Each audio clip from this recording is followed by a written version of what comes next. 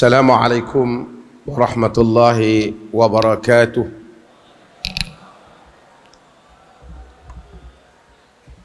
Alhamdulillah, nahmaduhu wa nasta'inuhu wa nastaghfiruh wa na'udzu billahi min shururi anfusina wa min sayyiati a'malina. Man yahdihillahu fala mudilla lahu wa man yudlil fala hadiya lahu.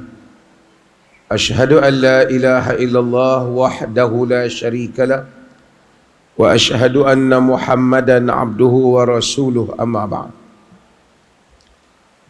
Yang saya kasihi Bupati Kabupaten Siak, Bapak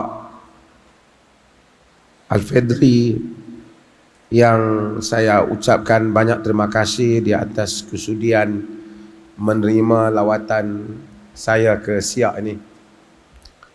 Demikian juga kepada Wakil Bupati Pak Husni Mirza, betul sebutannya, yang juga turut bersama-sama kita pada malam ini. Saya ucapkan juga sangat-sangat terima kasih yang banyak kepada sahabat saya, Bapak Dr. Saidul Amin, Hafizahullah, yang banyak hubungannya dengan negeri Perlis dan sahabat saya di Indonesia ini.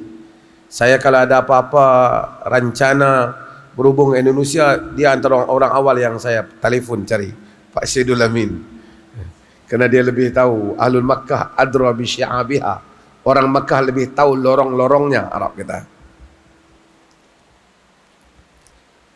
Pimpinan Pak Hijazi, juga pimpinan Basnas,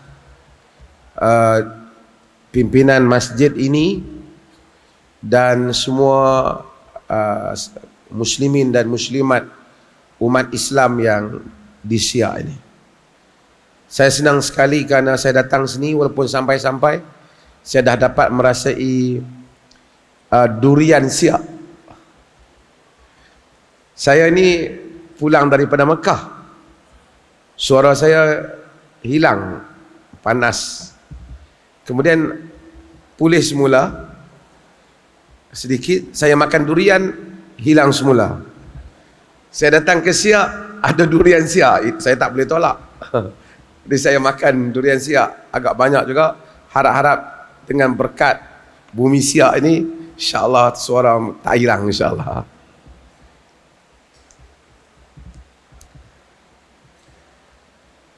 Saya datang ke sini, kali ini saya bawa keluarga saya, kerana saya mahu mereka juga menghayati hubungan antara kita satu rumpun umat yang besar. Umat Islam ialah umat yang besar.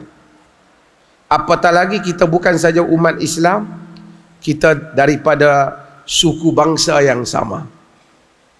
Wa anna hadhihi ummatukum ummatun wahidah wa ana rabbukum fa'budun, Quran kata. Dan inilah umat kamu, umat yang satu, dan aku adalah Tuhanmu, hendaklah kamu mengabdikan diri kepadaku. Umat Melayu di Malaysia tidak banyak jumlahnya jika dibandingkan secara perbandingan dengan orang lain. Maksudnya peratusannya yang besar itu berkurangan. Tapi jika digabungkan begitu besar umat ini, umat Islam itu sendiri, bahkan orang Melayu itu sendiri yang ada di sini, di Siak, di Indragiri, yang ada di daerah Riau, di seluruh daerah Riau ini, kabupaten-kabupaten Riau ini, dan seluruh Indonesia, kita adalah umat yang besar. Kita dipisahkan oleh isu-isu pinggiran. Tadi qari kita begitu sedap bacaannya. Saya tak pasti ini mungkin qari yang menang di peringkat Siak ataupun di peringkat Riau. Tapi saya ingin menyentuh ayat yang dibaca oleh beliau. Nabi SAW apabila pergi ke Madinah. Di Madinah ada dua suku yang terkenal, iaitu Aus dan Khazraj. Suku Aus dan Khazraj. Nabi satukan mereka.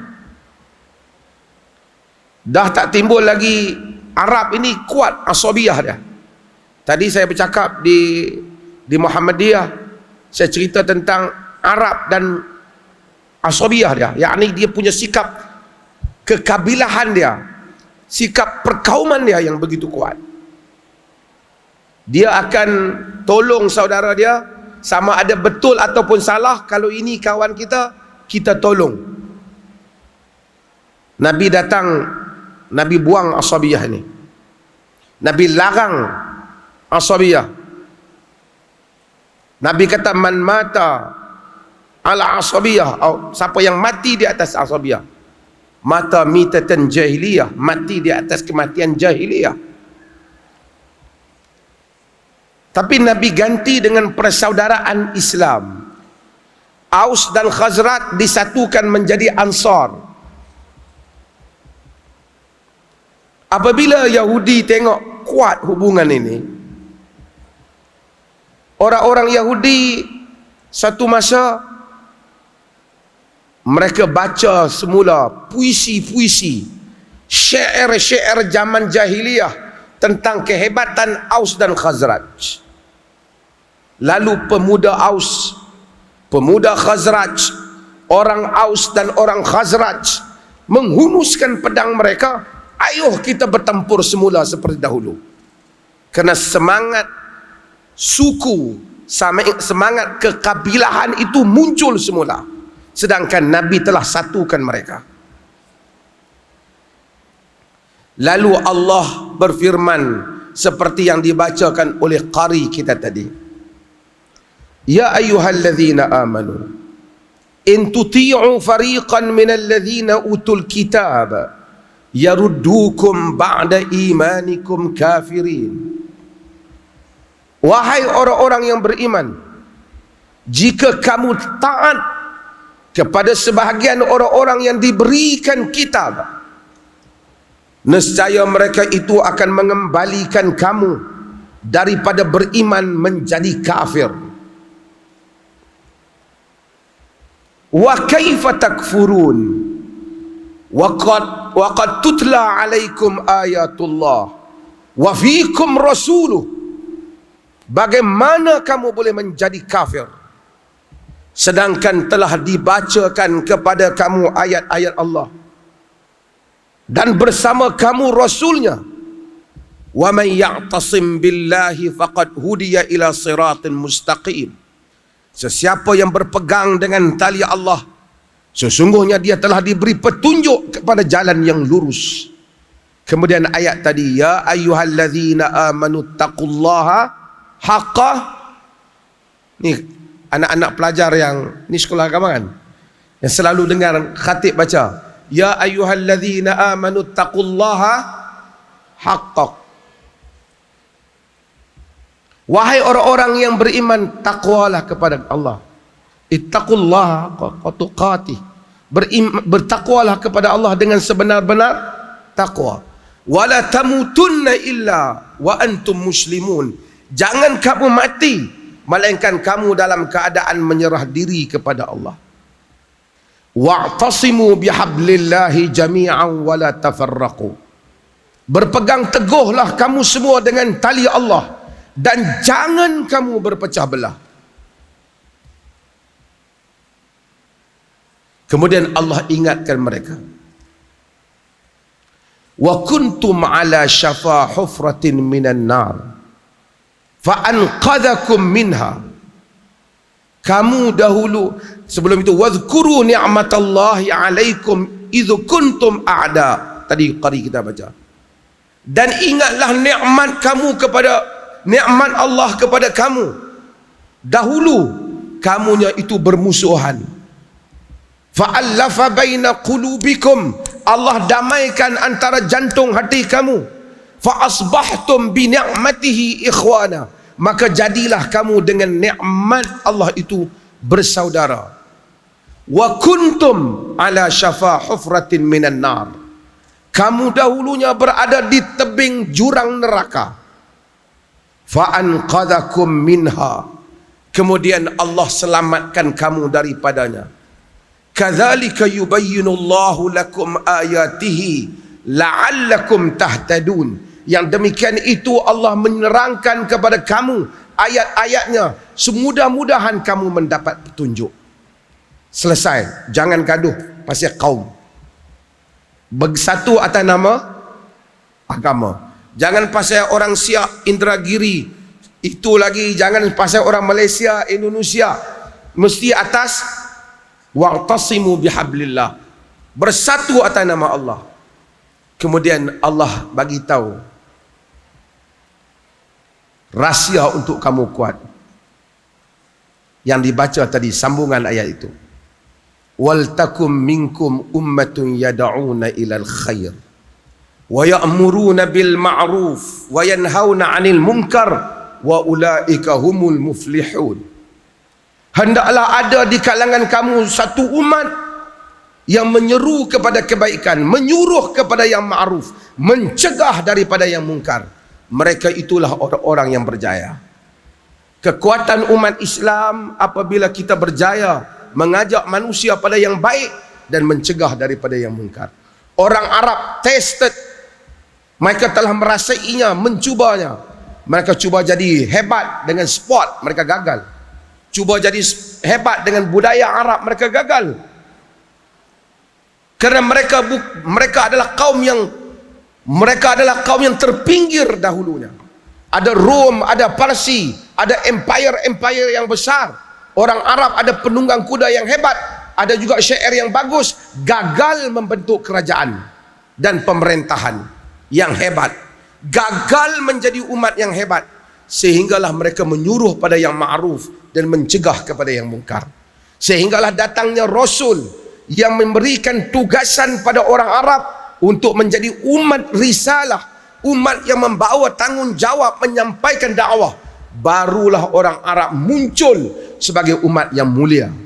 Jika tidak, mereka hanya umat yang hina di bawah telapak kaki Rom dan Parsi. Orang Melayu tidak akan boleh mulia. Bagus kita ada budaya dan seumpamanya, itu dihormati dalam agama. Tetapi kita akan mulia apabila kita menjadi umat yang membawa risalah agama. Semua umat juga demikian. Tadi saya berbicara tentang umat Melayu yang tak ada yang masuk Kristian dan seumpamanya. Amir Syakib Arsalan, ini penulis terkenal pada zaman dahulu. Menulis dalam banyak media, menulis di dalam tulisan Amir Syakib Arsalan Pemikir yang terkenal sebagai orang yang mengembalikan semangat untuk mengangkat semula kemuliaan orang Arab. Orang-orang yang study tahu tentang Amir Syakib Arsalan. Kata dia, kalaulah umat Islam itu satu tubuh yang telah mati, tapi masih ada lagi satu urat yang masih bergerak ketika tubuh itu mati, umat itu, urat itu ialah umat Islam Afghanistan. Itu kata dia dahulu.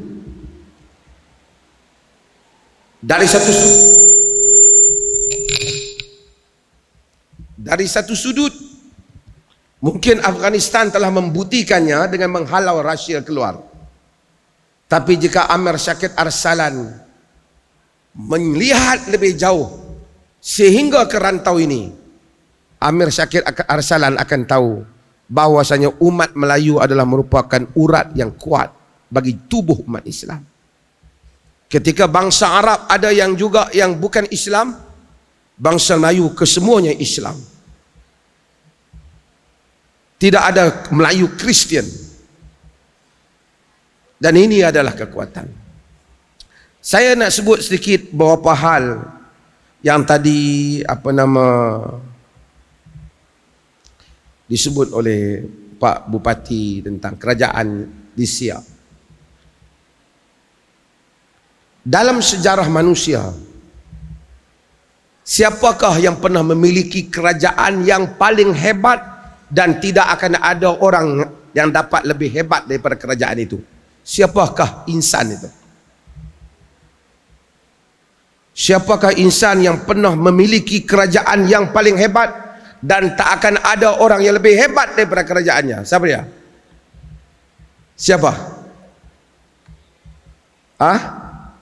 Tadi ustaz kita jawab, Nabi Sulaiman. Nabi Sulaiman ada kerajaan yang tidak ada siapa boleh hebat pada dia. Kerana dia berdoa dan Allah rakamkan doanya, Rabbi ghfirli wahabli mulkan la yanbaghi li ahadin min ba'di innaka antal wahhab. Wahai Tuhanku, ampunkan daku, berikan aku sebuah kerajaan yang tidak ada sesiapa pun wajar dapat selepas daripada aku. Sesungguhnya engkau Tuhan yang maha memberi. Itu doa Nabi Sulaiman. Dan doa ini saya selalu sebut sebab saya nak bagi semangat kepada orang yang berdoa. Nabi Sulaiman ada tumuh, sedangkan dia Nabi, semangat untuk memiliki sesuatu yang luar biasa. Tidak pernah kata, tak apalah, bagilah mana-mana kerajaan asal boleh aku memerintah. Tak ada. Dia minta the best, yang tak akan ada siapa lagi lebih pada dia. Maksudnya dalam doa kita boleh minta apa saja daripada Allah. Ya Allah, berikanlah aku ke harta yang begitu banyak, lebih banyak, paling kaya dalam penduduk Riau ke apa? Salah ke tak? Tak salah. Nabi Sulaiman minta lebih itu pada hadir Nabi. Walaupun dia tahu harta dunia ialah mata'ul ghurur, perhiasan yang menipu. Tapi Allah memberikan rezeki, nikmatnya. Nabi Sulaiman minta kerajaan yang paling besar. Tak ada orang macam Nabi Sulaiman. Tapi dia mulakan Rabbi ghfirli, wahai Tuhanku ampunkan aku. Baru dia minta kerajaan itu. Hebatnya kerajaan Nabi Sulaiman.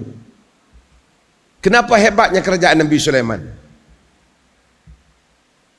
Kenapa hebatnya kerajaan Nabi Sulaiman? Sebab dia bukan memerintah manusia saja. Dia memerintah siapa? Jin. Dia boleh faham bahasa apa? Bahasa. Kalau kira satu orang pemerintah, setiap orang memang nak lebih atas.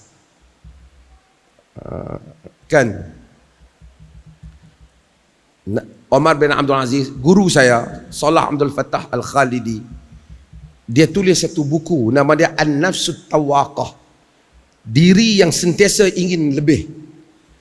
Perkataan Nafsut Tawaqah ialah perkataan Omar bin Abdul Aziz. Saya beri semangat kepada Pak Bupati, selepas ini naik lagi, selepas ini naik lagi. Tak salah. Kata Omar bin Abdul Aziz, Omar bin Abdul Aziz ini dia ada seorang penasihat dia. Penasihat dia namanya Raja bin Haywah. Ini penasihat yang baik. Ramai orang ingat nama Omar bin Abdul Aziz.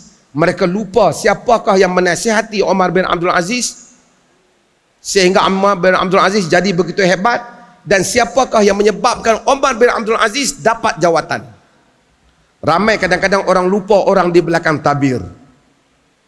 Sepatutnya dalam politik Bani Umayyah, Omar bin Abdul Aziz bukan giliran dia untuk dapat jawatan khalifah. Kerana Sulaiman bin Abdul Malik ialah anak daripada Abdul Malik bin Marwan. Ramai lagi, ada lagi keluarga lain yang patut dapat anak-anak Abdul Malik bin Marwan. Tetapi Raja bin Haywah, dia adalah penasihat kepada Sulaiman bin Abdul Malik. Dia nasihatkan Sulaiman bin Abdul Malik supaya beri jawatan itu pada Omar bin Abdul Aziz, kerana nak mencari khalifah yang bertakwa. Sehingga menyebabkan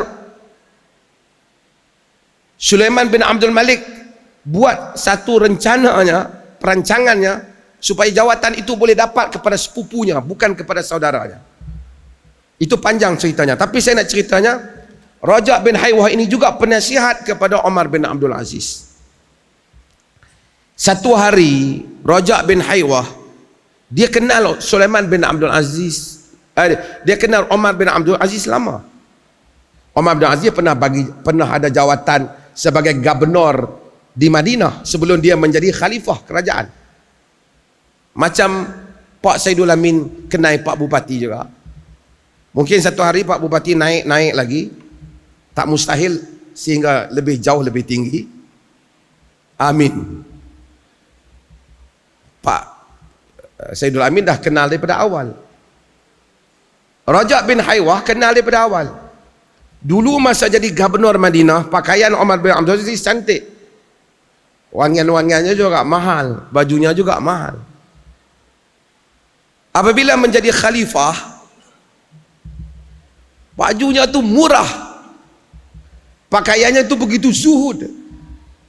Satu hari apabila dia minta Rajab bin Haywah untuk beli pakaian padanya, Rajab bin Haywah bawa pakaian padanya, dia kata, bagus, tapi mahal kau beli ni. Rajab bin Haywah menangis. Umar bin Abdul Aziz bertanya kepada Rajab bin Haywah, "Wa ma yubkika ya Rajab? Apa yang menyebabkan kau menangis?" Dia kata, "Aku masih ingat semasa kau jadi gubernur dulu di Madinah. Aku pernah beli kain pada kau. Masa tu kain tu mahal yang aku beli. Kau kata bagus tapi murah aja ni masa tu. Hari ni kau jadi khalifah, aku bagi kain yang murah, kau masih kata mahal. Jadi aku simpatilah pada khalifah aku ni." Kata Umar bin Abdul Aziz, "Ya Raja, inna li nafsun tawaqah. Inna li nafsan tawaqah." Wahai Raja, aku ini ada jiwa yang sentiasa ingin naik lebih, ingin meningkat lebih.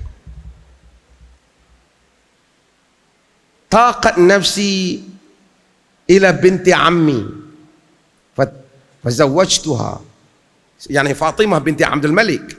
Aku teringin kepada sepupu aku, Fatimah binti Abdul Malik, anak Abdul Malik bin Marwan yang jadi khalifah dulu. Fatimah bin Abdul Malik ni bapa dia khalifah, abang dia khalifah, ni Sulaiman bin Abdul Malik, family dia khalifah. Dia kahwin dengan Umar bin Abdul Aziz. Cantik orangnya. Allah jadikan aku kahwin dengan dia. Kemudian taqat nafsi ilal imarah, kemudian aku rasa berkenan juga untuk jadi gubernur ni. Kemudian Allah jadikan aku gubernur.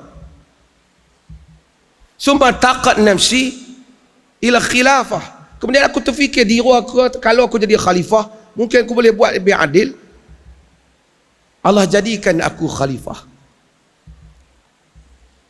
Kemudian dia kata, "Ya Raja, al-an taqat nafsi ila al-jannah wa arju an akuna min ahliha." Wahai Raja, sekarang ini diri aku ni teringin nak jadi ahli syurga pula. Dulu pun teringin juga. Maksud, habis dah aku ini ingin jadi ahli syurga. Mudah-mudahan aku jadi ahli syurga. So kau jangan heranlah kalau aku dah tak nak benda-benda ini. Saya nak ceritanya Nabi Sulaiman alaihi salam, dia telah achieve, dia telah mencapai satu kedudukan. Tak ada siapa lah tuan-tuan jadi Presiden Amerika ke, tuan-tuan memerintah negara China ke, gabung China dengan Amerika ke, tuan-tuan tak akan dapat menjadi kerajaan seperti kerajaan Nabi Sulaiman alaihissalam. Dan Quran cerita tentang Nabi Sulaiman alaihissalam, hatta idza atau ala wadin naml, sehingga apabila Nabi Sulaiman sampai kepada lembah semut. Sebab kita ada surah tentang cerita apa? Semut. Nabi Sulaiman dan tenteranya, ni anak-anak kita ni, dia selalu suka cerita Nabi Sulaiman ni. Tapi cerita Nabi Sulaiman ni ada yang Israiliyat, yang ditokok tambah. Tapi cerita yang Quran benar. Hatta idza atau ala wadin naml, sehingga Nabi Sulaiman sampai di lembah semut. Qalat namlatun, kata seekor semut betina. Dulu ulama-ulama tafsir dahulu, ini di Umri buat kajian sains. Ulama-ulama tafsir dahulu mereka tahu kenapa semut betina yang bercakap ketika Nabi Sulaiman sampai. Karena semut betina kata, ya ayyuhan namlu udkhulu masakinakum, wahai sekalian semut, masuk ke semua sarang-sarang kamu. La yahtimannakum Sulaiman wa junudu wa hum la yash'urun, jangan sampai Sulaiman dan tenteranya terpijak kamu sedangkan mereka tak tahu, mereka tak perasan. Kata ulama-ulama dahulu, ya mungkin semut betina lebih peka, semut betina yang masa itu yang nampak tentera. Tapi sekarang bila orang buat kajian, tengok National Geographic, kajian, orang boleh tahu bahawasanya dalam komuniti semut memang semut betina yang queen. Dalam komuniti semut memang semut betina yang memberikan arahan. Kalau tak ada semut betina tu, habis sarang dia. 1400 years ago, 1400 tahun yang 1400 tahun yang dulu, Al-Quran mendahului kajian National Geography. Qalat namlatun, kata seekor semut betina, kamu semua masuk dalam sarang kamu, jangan sampai kamu dipijak oleh Sulaiman dan tenteranya. Nabi Sulaiman dengar itu, Quran kata apa? Fatabassama dhahikan min qawliha, tersenyum Sulaiman dan ketawa mendengar bicara semut. Ini bukan soal dia tengok semut bergerak, dia faham. Itu yang kata kerajaan dia tu. Fatabassama dhahikan min qawliha, tersenyum ia dan ketawa, sambil ketawa disebabkan kata-kata semut betina. Tapi Nabi Sulaiman kata apa? Rabbi auzi'ni an ashkura ni'mataka allati an'amta alayya. Ni'mataka allati an'amta alayya. Wa ala walidayya. Wa an a'mala salihan tardah. Wa adkhilni birahmatika fi ibadika salihin. Apa Nabi Sulaiman kata? Nabi Sulaiman tak kata, hebat aku ya dapat dengar semut. Memang dia tahulah dia hebat. Tapi apa dia kata? Wahai Tuhanku, kurniakanlah aku agar aku dapat bersyukur kepada nikmat yang telah kau berikan kepadaku dan kepada kedua ibu bapaku.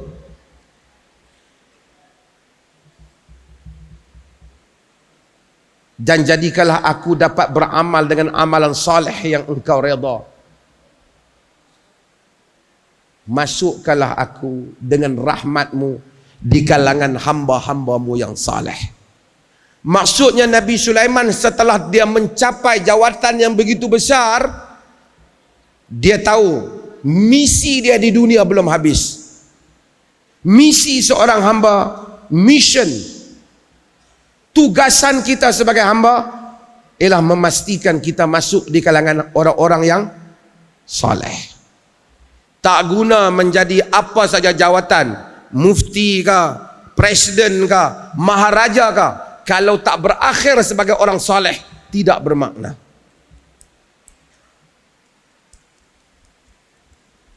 Nabi Sulaiman dengan segala kehebatannya, ada kuda, hari ini ada kuda. Satu hari dalam riwayat Abu Daud, ni anak-anak kita yang di belakang ni kan, dia orang mainan apa di sini, permainan kanak-kanak tu kan, Toys tu, Aisyah dia ada permainan dia. Nabi masuk tengok Aisyah main dengan kawan-kawan dia. Dalam hadis riwayat Abu Daud sahih, Nabi tengok di tengah tu kuda. Nabi tanya Aisyah, apa ini? Dia kata, banati, mainan aku. Ma hadzal ladzi fi wastihin. Apa yang di tengah tu? Dia kata, faras, kuda. Nabi kata, faras laha janahan. Nabi kata, faras. Dia kata, faras. Ma hadzal ladzi alaiha. Ada apa atas kuda tu? Tengok, dahulu pun ada permainan.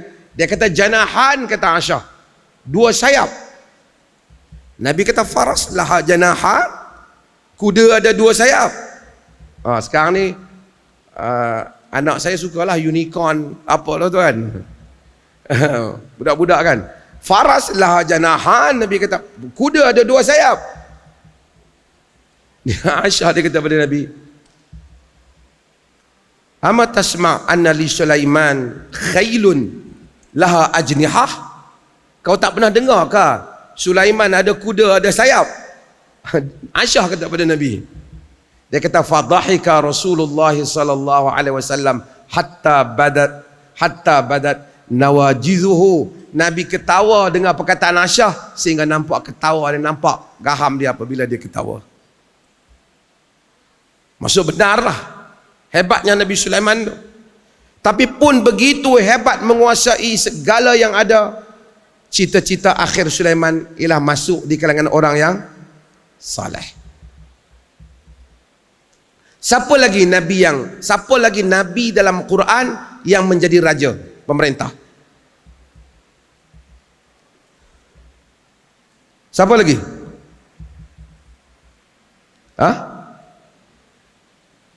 Ni anak-anak kita yang baca Quran. Siapa lagi nabi dalam Quran yang dapat kerajaan? Nabi apa? Nabi Yusuf. Betul tak? Dia jadi kerajaan di mana? Kerajaan di Mesir. Apa kelebihan Nabi Yusuf dibandingkan Nabi Sulaiman? Bukan soal kerajaan. Apa kelebihan Nabi Yusuf? Tuan-tuan bila di sini di Indonesia ni, bila sebut Nabi Yusuf, apa benda yang orang ingat tentang Nabi Yusuf? Ganteng? Handsome ya? Handsome tak handsome? Quran kata falamma ra'ainahu wa akbarnahu wa qata'na aydiyahun wa qulna hasya lillah ma hadha bashara in hadha illa malakun karim. Apabila wanita-wanita itu tengok, falamma ra'ainahu akbarnahu, terkagum dia, wa qata'na aydiyahun, pisau tu terpotong jari mereka kerana terkagum duk tengok handsome-nya Yusuf. Wa qulna hasya lillah ma hadha bashara, mereka kata maha suci Allah, ni bukan manusia oi. In hadha illa malakun karim, ini malaikat ni punya cantik macam ni, handsome macam ni, hebat. Dia handsome. Lagi dia apa lagi? Dia anak kepada Nabi, cucu kepada Nabi.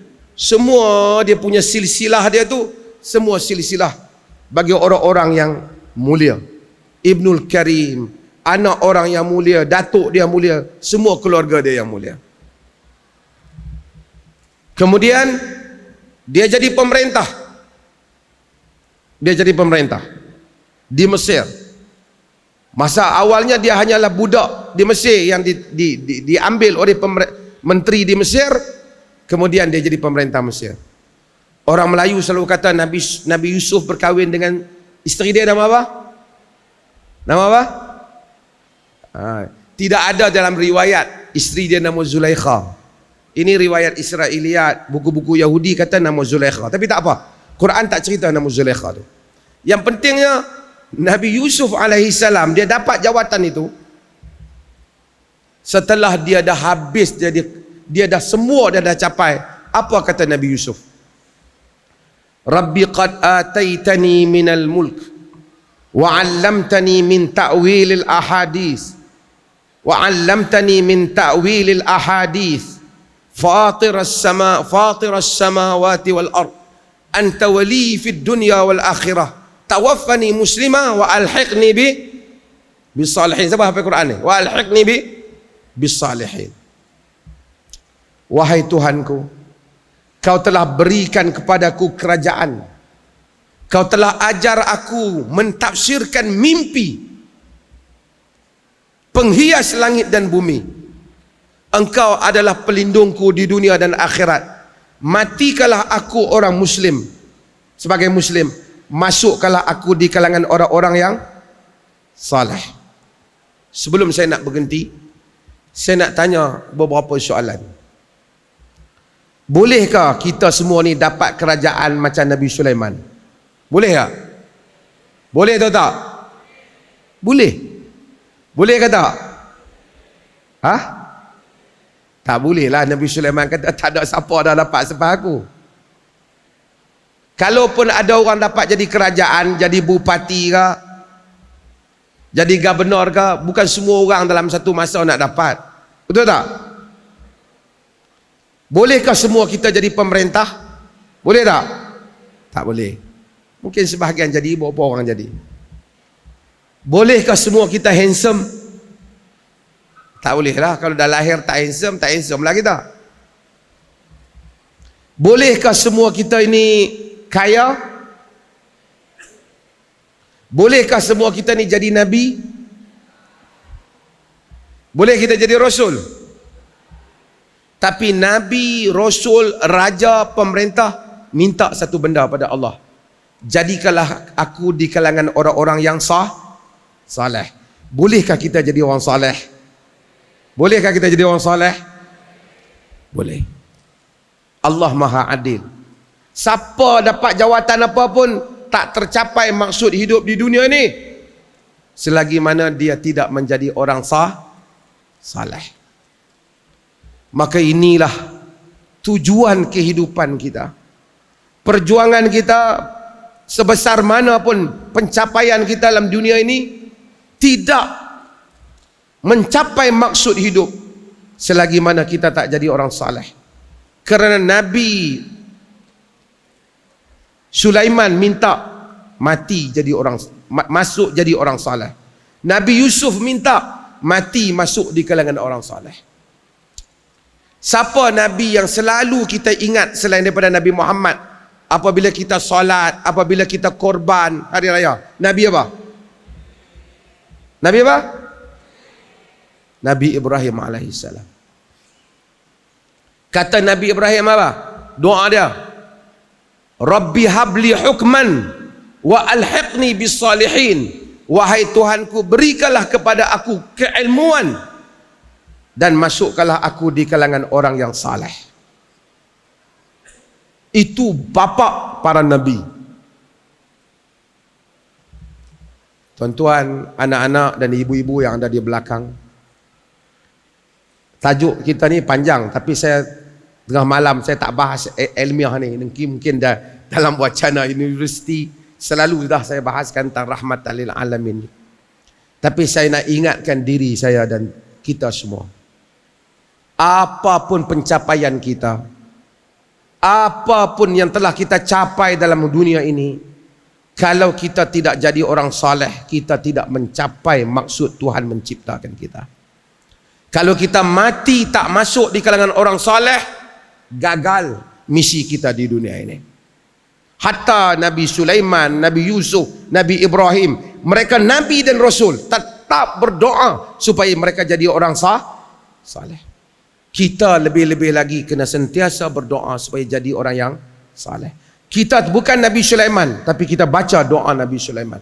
Kita bukan Nabi Yusuf, tapi kita baca doa Nabi Yusuf. Anta wali fid dunya wal akhirah, tawaffani muslima wa alhaqni bis salihin. Engkau adalah pelindungku di dunia dan akhirat. Matikan aku orang muslim, masukkanlah aku di kalangan orang saleh. Kita doa macam Nabi Ibrahim alaihissalam. Habli Rabbi habli hukman wa alhaqni bis salihin. Tuhan, berikanlah kepadaku kebijaksanaan, ilmu, pengetahuan, dan masukkanlah aku di kalangan orang saleh. Nak jadi nabi kita tak boleh. Nak jadi rasul kita tak boleh. Nak jadi bupati pun bukan semua orang boleh. Nak jadi pemimpin bukan semua orang boleh. Nak jadi orang saleh semua orang boleh. Lagikan pelacur yang pernah melacur bertaubat boleh menjadi orang saleh. Mudah-mudahan kita yang datang ke masjid, yang bersalat, yang berdoa, Allah masukkan kita di kalangan orang-orang saleh. Inilah yang saya nak sampaikan ringkas pada malam ni. Saya rasa kalau saya masuk rahmatan lil alamin ni, mungkin perbahasannya saya macam tadi kena ada soal jawab tentang dimensi hukum dan seumpamanya. Itu kita masukkan nanti lain kali insya-Allah. Terima kasih banyak.